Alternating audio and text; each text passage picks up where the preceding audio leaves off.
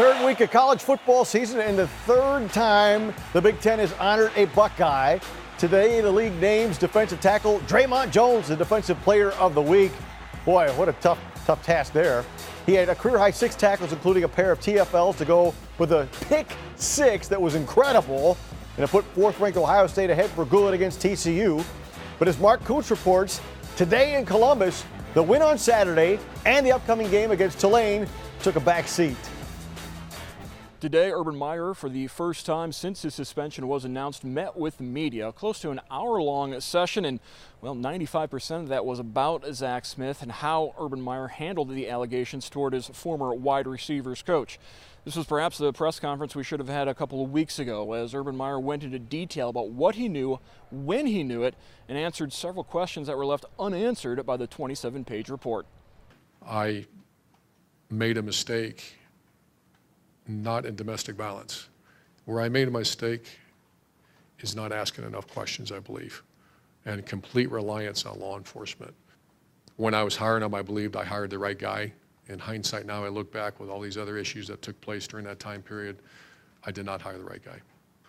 When it came back to me that there was no charges and no arrest, and it was actually told to us that this was not domestic violence, I look back now, I'm not sure I'd do the same thing. I might, because that's enough if you get to that point, especially how serious that is. But that's a hard situation, and I've had conversations with some colleagues about that. What do you do? You know, do you question the police? I'm not allowed to question the police. Are you allowed to go beyond, start contacting victims and investigating yourself? That's, you're done. You can't do that. It's called tampering. I did not delete text messages, never changed setting on my phone. I'm not, and the university found I didn't do it. The university is even aware that the IT guy changed my phone months before, just because my volume was filled. In my entire career, we've been taught that if there's any type of investigation with a student athlete, with a staff member, any law investigation, to stay out of it and get updates along the way. All I can go by is what I was told by law enforcement. What I have learned is that especially situations as serious as law enforcement, you need to ask more questions. And I've always been kind of told not to.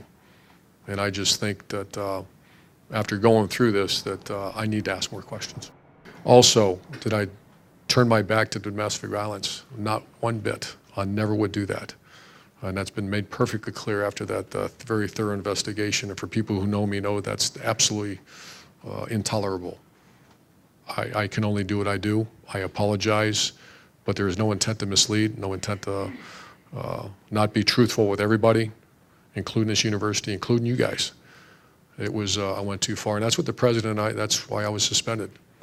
Lastly, do you believe that Courtney Smith was ever a victim of domestic violence? I can only rely on what information I receive from the experts. Perhaps the only real on-the-field news coming out of today's press conference, Nick Bosa, who injured his abdomen in the win over TCU on Saturday, will not play this Saturday against Tulane. Urban Meyer saying the star junior defensive end still undergoing tests. In Columbus, Mark Kuntz, BCSN.